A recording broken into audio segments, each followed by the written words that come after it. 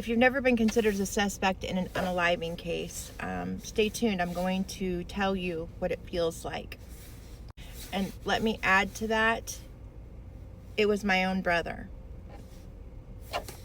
So, as I mentioned in my last video, I was sitting at work. It was almost a year after the boys had been laid to rest. And again, throughout that year, there had been so much that had just been thrown at me. I mean, thrown at all of us. We were hearing things. We were hearing the same things. We were hearing things that weren't true. It was just a disaster. It was a nightmare.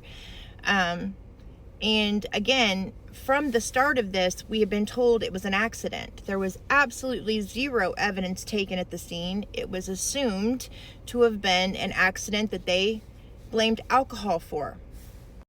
But now that information is coming forward and eyes have been opened, and some of the detectives that were on the scene that day, that weren't detectives at the time, they were in training for the state police. They have acknowledged how they felt like something wasn't right while they were there, yet still no evidence was taken, and I'll never know why.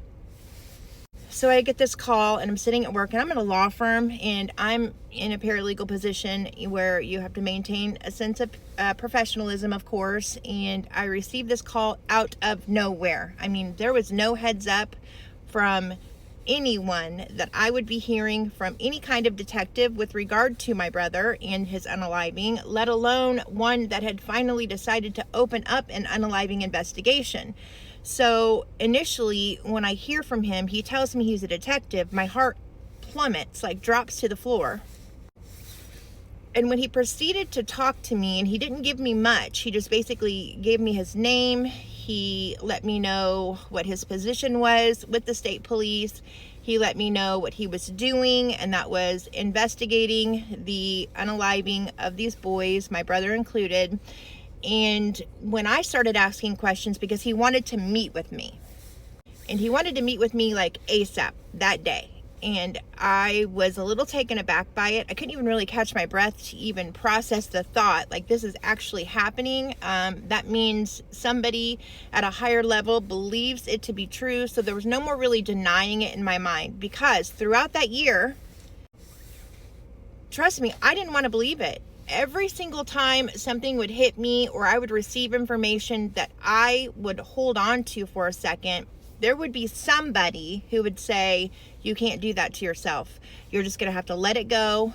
Take it for what it was. It was an accident. It was an accident. It was an accident. But then more would come. And when I started asking him questions, I don't remember what the exact question was, but my first question was, do you have any idea who this was? And he said, well, you're a suspect. Everybody, in my opinion, is a suspect. And I thought he was kind of joking around, but when I met with him, he wasn't. So I'll come back to you.